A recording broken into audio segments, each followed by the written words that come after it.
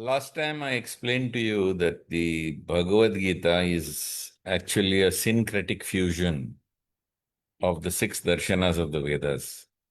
Among them, a prominent part of the six darshanas, is Karma Mimamsa, also known as Purva Mimamsa. It essentially deals with Vedic fire sacrifice and its effects thereof. And Krishna, right from the beginning of the Bhagavad Gita, recommends that one continues to perform the Vedic fire sacrifice.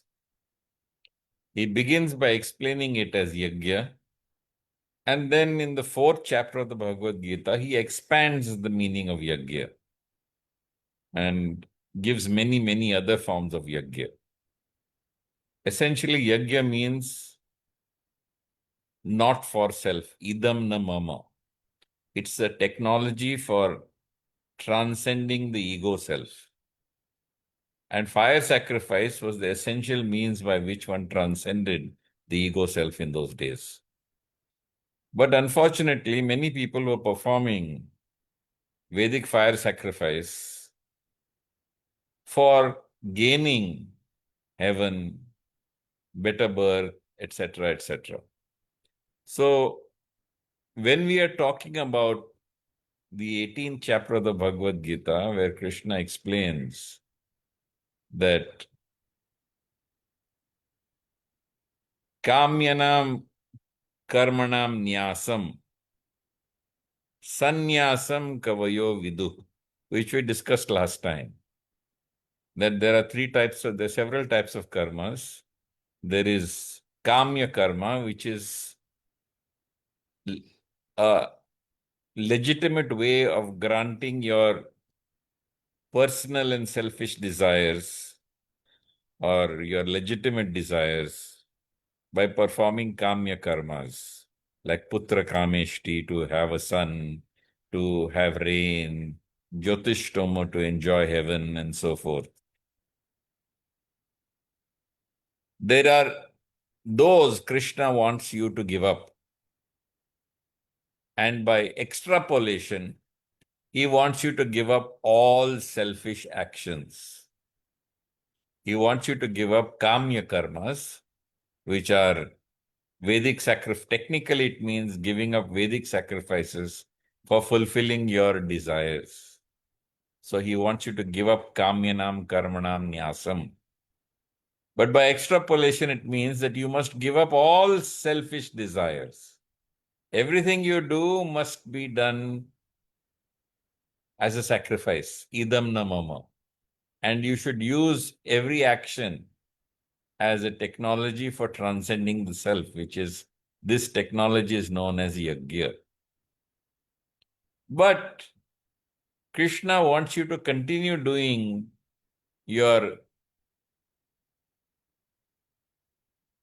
yajnas, which are the nitya yajnas, the yajnas that are nitya karmas or nitya yajnas, which are sacrifices which are done as an obligatory duty towards the gods, towards your ancestors, towards the rishis and munis, towards saintly people living in this time, towards the common man, and also towards birds, insects, and ghosts and spirits.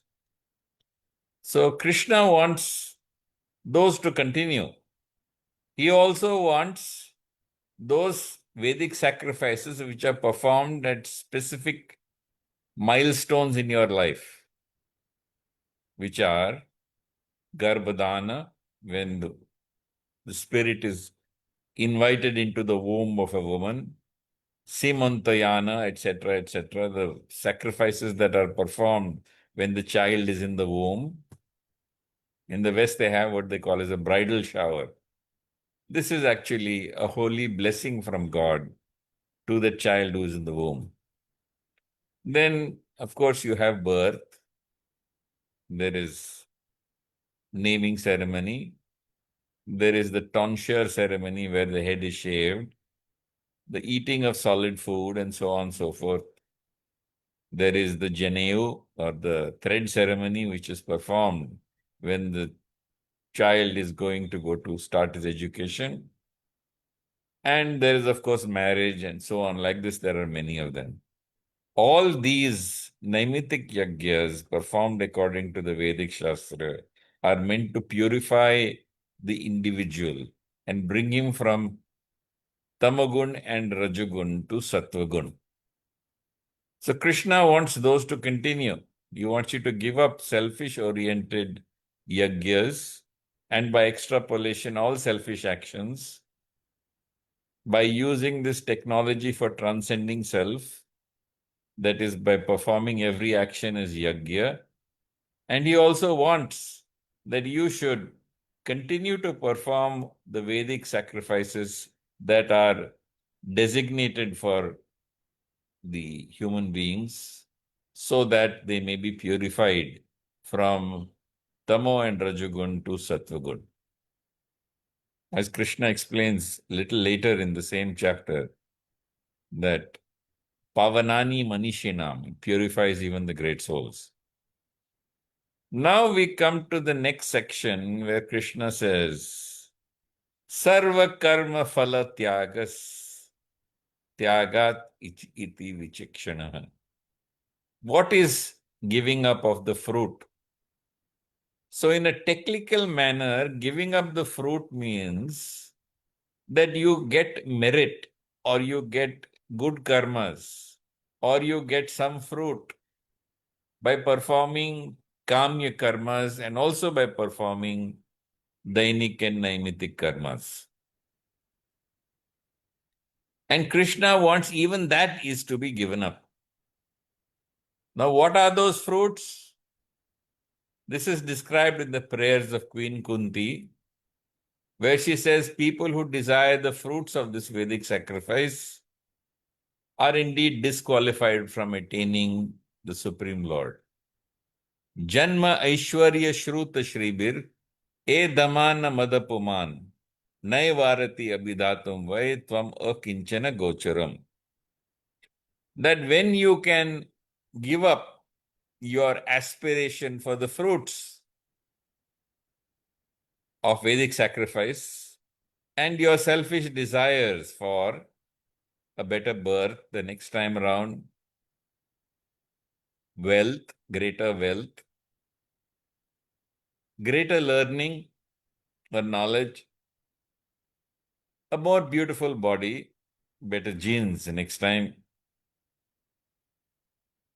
When you give up all these desires, until you give up these desires, you're disqualified from attaining God, because God is the property of those who are completely convinced that these material things in this material world will not bring them happiness.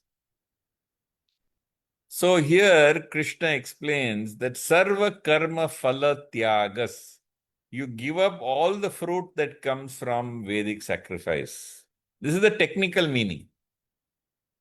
But the extrapolation of this technical meaning is that you should no longer aspire for personal, selfish, egoistical or ego-based desires. And the no longer should be the fruit of this become the motivating factor for the performance of action. Now you might be confused by now because most of you have heard the common belief that giving up the fruit means don't accept your salary. Don't look for stock options. Don't be very strict about demanding remuneration or gain from your business clients. And obviously, because of this ridiculous extrapolation, people have been confused. So you have Let us go back in the beginning of the Bhagavad-Gita, in the second chapter of the Bhagavad-Gita, so that you may have a better understanding of what giving up the fruit actually means. And here, when we go to the Bhagavad-Gita, and we go to the second chapter of the Bhagavad-Gita, we come to the most often quoted verse from the Bhagavad-Gita, Karmanyevadikaraste ma phaleshu kadachana, ma karma phala heturvur mate sangosto karmani. So everybody knows this verse, and they quote this verse left, right, and center. You have a right to do your duty, but you have no right to the fruits thereof. You have no right to consider yourself the doer of these duties, nor do you have any right to not perform your duty. To understand what Krishna means by Ma Phaleshu Kadachan, we must actually go back to verse 42. Yam imam pushpitam vacham pravadantya avapaschitah vedavadarataha partha nanyadastiti vadinah kamatmana swargapara janma karma phala pradhan kriya vishesha bahulam bhoga ishwarya gatim prati. There are people who speak the flowery words of the Vedas. This is to do with the Vedas. And by speaking flowery words of the Vedas, they lead you to believe that indeed you must perform these Vedic karmas for elevation to heaven, and there is no higher principle in them. That you have to perform these pompous ritualistic ceremonies for attaining high birth, wealth, sensual enjoyment, and elevation to heavenly planets. What I've already explained to you, that Janma Ishwarya Shruta Shribir Edamana Madapuman Naiva Aratya Bidatum Vai Tvam Akinchana Gocharam. And Krishna explains in the very next verse that Bhoga Ishwarya Prasakta Nam Taya Part Chetasam Vyavasatmika Buddhi Samadho Na Vidyate. With your minds deeply attached to worldly pleasures, your mind is bewildered by all these things, and therefore you are unable to have that determination to attain union with God. And he explains that these Vedas are Traigunya Vishaya Veda Nishtraigunya Bhavarjuna Nirdvandvo Nitya Sattvasto Niryoga Kshem Atmavan. The Vedas only deal with the three gunas, Arjun. Rise above these three gunas and rise to the platform of spiritual consciousness. Become fixed in the truth. Become free from attachment to the world and be situated on the platform of the spirit. So here when Krishna says very clearly, Karmanyevadikaraste ma phaleshu kadachana, what Krishna is explaining is, certainly you have a right to perform the Vedic karmas, but don't aspire to get anything material from them, even if it is going to higher planets like Swarg. You have a right to do your Vedic karmas, but you have no right to the fruit, which, as I've pointed out, is higher birth, going to heaven, coming back in a more beautiful body, with more knowledge and more wealth. This you have to give up. Because Krishna wants you to transcend the self. The ego self is the source of all suffering. And only when you transcend this ego self and you learn how to transcend it consistently, will you become free from suffering in this world. So very clearly, Krishna has pointed out that you must not aspire for kamya karma fruit, but also Not only is there kamya karma fruit, but also there is, shall we say, the fruit that comes from even doing your nitya karmas and your naimitik karmas. And what do we mean by that? Even by performing your regular duties, your karmas, even by performing your duties regularly in this world, not only do you rise to the platform of Sattvagun, but you also accumulate some good karmas which come in the name of Ishtapurta. So, how did this confusion come about? That giving up the fruit meant not bothering about your salary, not bothering about your remuneration for any services that are rendered. Where did all this come to, and where did it come from? Essentially, what Krishna is talking here is about Vedic karmas, the performance of Kamya karmas. And the fruit he's talking to about is the fruit of rebirth in a better situation in life, and also dealing with going to heaven in transit. Both of these Krishna condemns, and he wants you to perform your actions and your Vedic karmas as a duty. So, what has happened is that this, which comes from the root of karma mimamsa, has been extrapolated into various things over a period of time. And this is more recent. It begins in the end of the 18th century or end of the 19th century. In the end of the 19th century, Vivekananda, when he went to the West as the first ambassador of Sanatan Dharma, he was faced by Christians who said that your religion is a monastic religion. It demands withdrawal from the world. It does not do any social work. It does not serve the common man. So Vivekananda translated this Karmanyevadhikaraste by bringing in the concept of what he called as Daridra Narayan, the impoverished God, the impoverished Lord who's seated in the hearts of poor people. And that you need to perform your duty not for wealth, not for money, not for ego, not for name, not for fame, but it is to be performed for the sake of serving the common poor man. This was the first divergence from the original meaning. Then we had Tilak, Bal Gangadhar Tilak, and he wrote his commentary on the Bhagavad-Geeta when he was imprisoned by the colonial masters in Mandalay.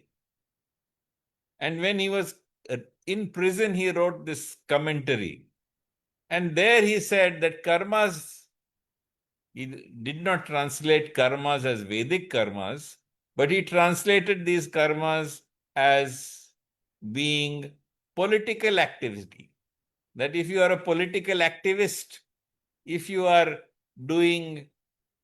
fighting for India's freedom, if you are agitating in the streets, if you are running through the legal system of the colonial masters, you have to continue to strive and struggle against the colonial forces.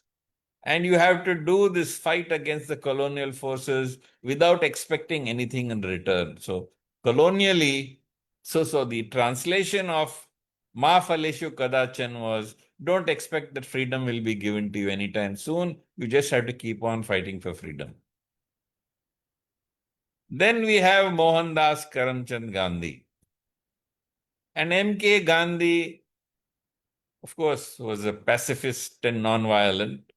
So he translated, he said the whole Bhagavad Gita is not based on the battle of Kurukshetra, it is only symbolic. That the individual soul is fighting against all the sins that are present within him or sinful tendencies within him, who are the Kauravas. And he said that This karmanyevadikaraste ma phaleshu kadachan talks about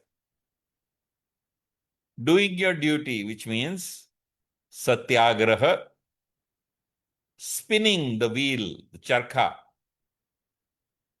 engaging in the salt march, and not expecting that you will get anything in return. So you may not get anything in return.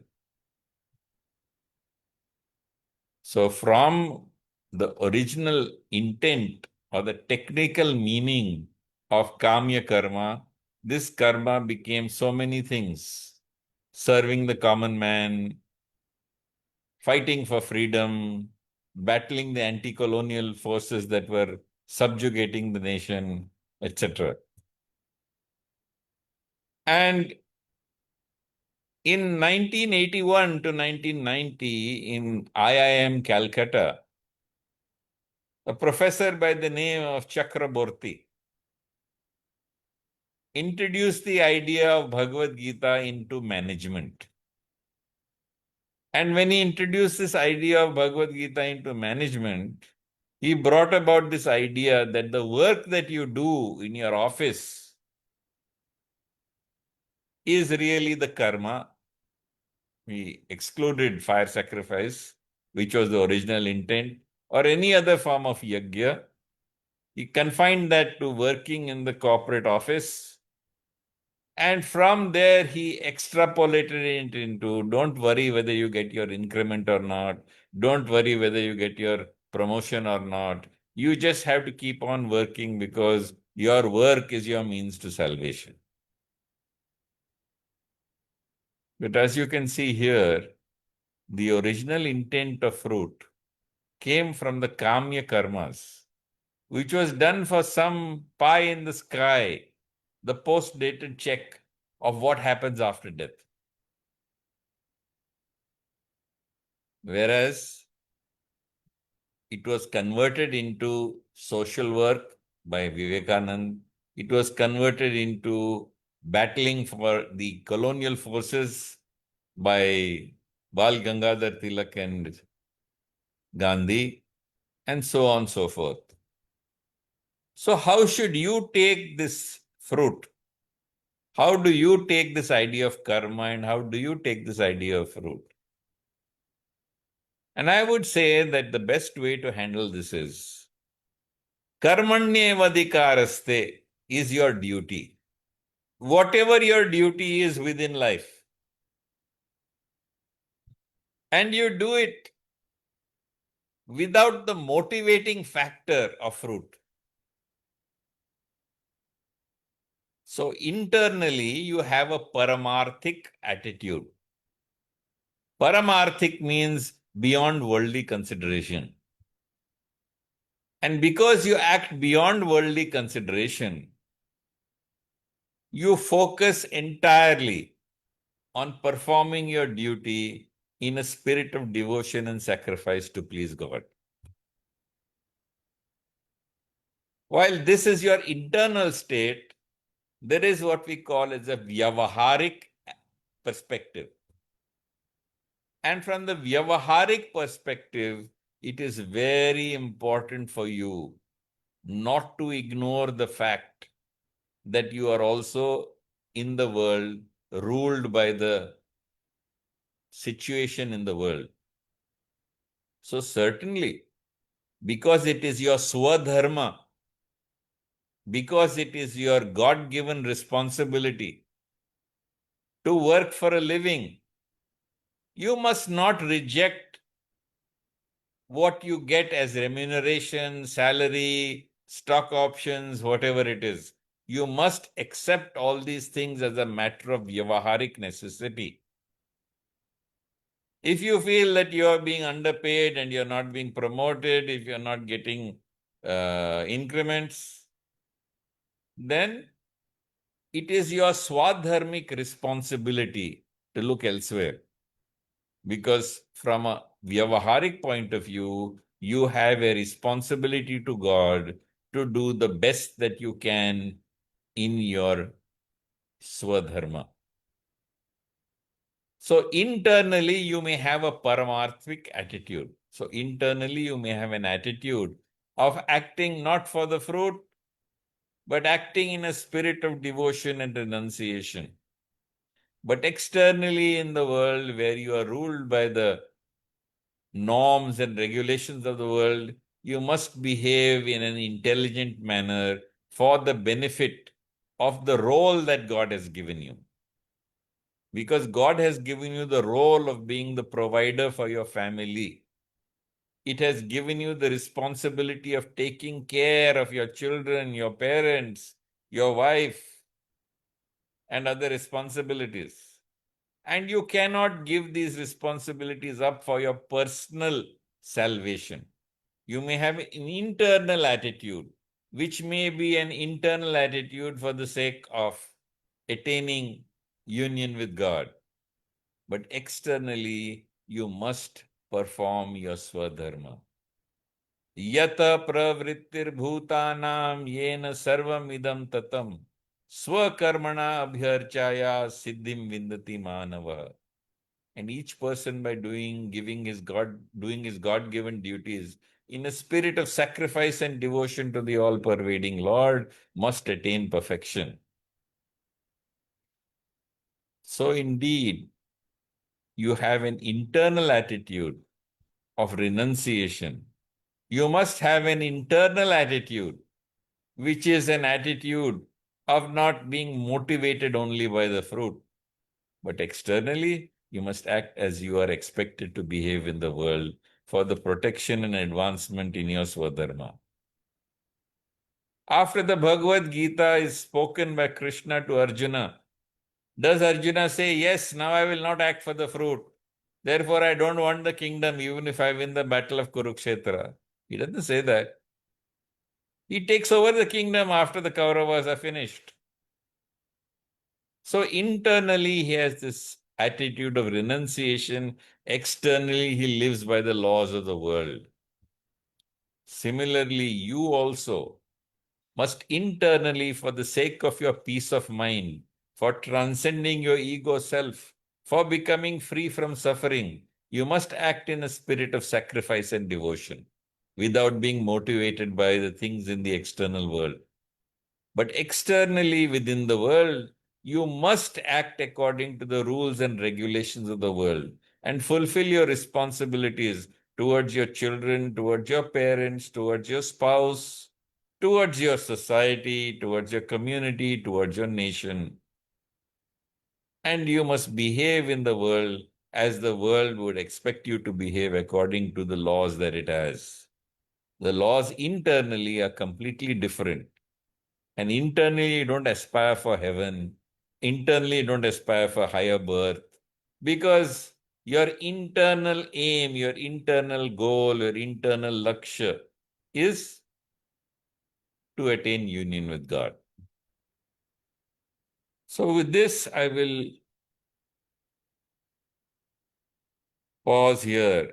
And if there are any questions based on what I've discussed today, I will be happy to take them up. Thank you for today's lovely session, Shantnuji. My first question is what does giving up the fruits mean for somebody who works hard but doesn't get the recognition or the results? As I've explained, that internally, from the perspective of Adhyatma, from the perspective of what we call as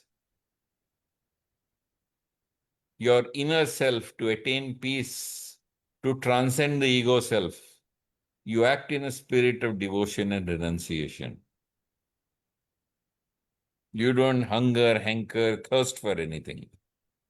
But externally within the world, if you feel that you are being unfairly treated, if you are being unfairly compensated, if you are being rejected and you are not given your due, then you certainly have every right to act in the world like anybody else, to seek to change your position, to improve your lot in life. Because that is your duty, that is your swadharma. That is the responsibility you have towards your children, towards your parents, towards your spouse. And those have to be met externally, while internally you may be completely renounced. So, asakta buddhir sarvatra jitatma vigata spriha nishkarmyam paramam siddhim sannyasena adhigacchati. Indeed, you are moving around in the world without attachment to anything. This is called sannyas. But externally, Krishna wants you to do your swadharma. Fulfill the purpose of your creation. Engage in self-actualization. If you read the books of Maslow, Abraham Maslow, everyone knows him through the Maslow's triangle, where after you meet with the immediate needs of your physiology, your desire to remain alive, your physiology, your emotional needs, your intellectual needs, finally you go towards self-actualization. So certainly Bhagavad-Gita is about self-actualization. And if you read Maslow's Business Reader, you will find that the description of the person who has self-actualized is identical to that of the Sthita Prajna in the Bhagavad Gita. You must see this comparison because I have studied it and I have really found myself astonished at how both of them are talking about the same thing. But in order to self-actualize, your lower needs must be met. And since your lower needs must be met, you should certainly see that your lower needs are satisfied because that's your duty. And then you can move on to self-actualization more efficiently. So you have an inner, what we call as paramarthik attitude, and you have an outer, which is called a vyavaharik attitude. And indeed, from the perspective of Vyavahar, you need to fulfill and you need to accomplish the fulfillment of your lower needs before you can gain success and efficiency in your higher needs. All right. And my next question to you is if I spend years working towards a particular goal and finally achieve it, but the Gita asks me not to cling to its fruit, The then Gita how am I asks you not supposed to? to cling to its fruits? Then how am I supposed to enjoy this success? You are not supposed to enjoy anything in the world. Krishna is meant to enjoy everything within the world. Bhoktaram yagna tapasam sarva loka maheshwaram suridam sarva bhutanam yajgnyatam mam shanti vichati. God is the only enjoyer, He is the only controller and possessor, and He is equal friend of all living entities. So certainly you need to be successful in whatever you do. You need to give 100% of whatever efforts you make towards attaining the necessary and legitimate goals of life. But that enjoyment is kept for God. Okay. धर्मस्य ही आपवर्गस्य नार्थो अर्थयोपकल्पते नार्थस्य धर्मायकांतस्य कामोलाभाय स्मृतः. Your profession, your livelihood, your duty, your swadharma is your means to salvation. It is not merely meant to acquire wealth. And if you should acquire wealth, do not degrade yourself by trying to enjoy that wealth and get lost in the world. Got I it. hope that is clear. Yes, it is. Thank you so much for today's lovely and enlightening session, Shantnuji. And to all our viewers, if you liked it too, then don't forget to share this video with your loved ones. Also, stay tuned with us as we meet again on next Thursday at 8 a.m. for yet another session on the Bhagavad Gita. Hare Krishna. So Hari Om, Jai Shri Krishna, Hare Krishna.